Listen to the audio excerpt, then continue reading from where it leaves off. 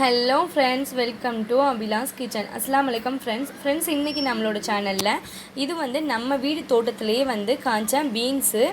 இந்த பீன்ஸை வச்சு காலையில் பிரேக்ஃபாஸ்ட்டுக்கு தேவையான ஒரு ரெசிபி ரெடி பண்ணிடலாம். இப்போ வாங்க வீடியோக்குள்ளே போய் எப்படி செய்கிறதுன்னு பார்க்கலாம்.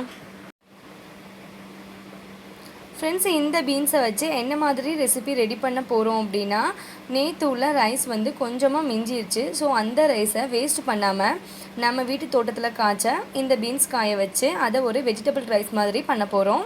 இப்போ அதுக்காக பீன்ஸ் காய்களை குட்டி குட்டியாக கட் பண்ணி எடுத்துடலாம். ஃப்ரெண்ட்ஸ், இப்போ வெஜிடபிள் ரைஸ்க்கு தேவையான 2 முட்டை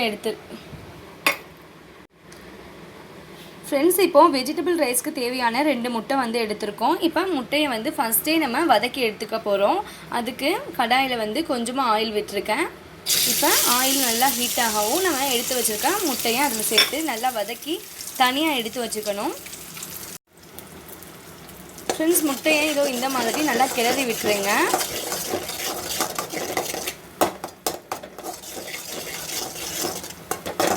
நம்ம வதக்கி தான் எடுக்க போகிறோம். ஃப்ரெண்ட்ஸ், முட்டையை இதோ இந்த மாதிரி நல்லா கிளறி எடுத்துக்கோங்க. முட்டை நல்லா உதிரி உதிரியாக வரணும்.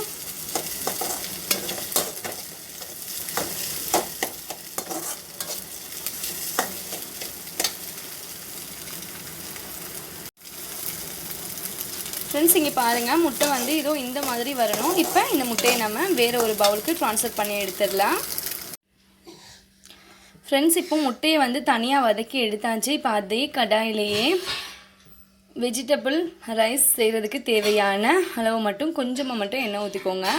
இப்போ எண்ணெய் நல்லா ஹீட் ஆகட்டும்.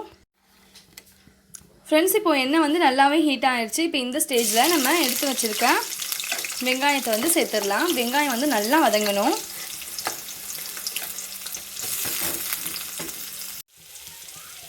ஃப்ரெண்ட்ஸ், இப்போது வெங்காயம் வதங்குறதுக்கு தேவையான உப்பு சேர்த்தாச்சு. உப்பு சேர்த்ததுக்கப்புறமா நல்லா கிளறி விட்டுருங்க.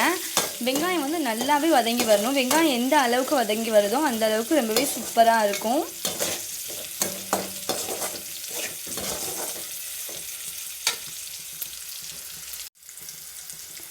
ஃப்ரெண்ட்ஸ், இப்போது வெங்காயம் வதங்கியாச்சு. இப்போ பீன்ஸை நம்ம நல்லா வதங்க விட்டால் தான் அப்போ ரைஸ் போடையில் பீன்ஸும் அது கூடவே நல்லா வதங்கி வரும்.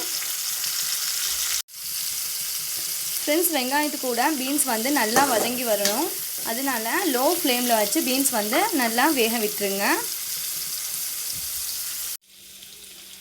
ஃப்ரெண்ட்ஸ், இப்போ இந்த பீன்ஸ் கூடவே மிளகாய்த்தூள், மஞ்சள் தூள் அதையுமே சேர்த்துடலாம். இப்போ எல்லாத்தையும் சேர்த்து ஒன்றா மிக்ஸ் பண்ணி விட்டுருங்க.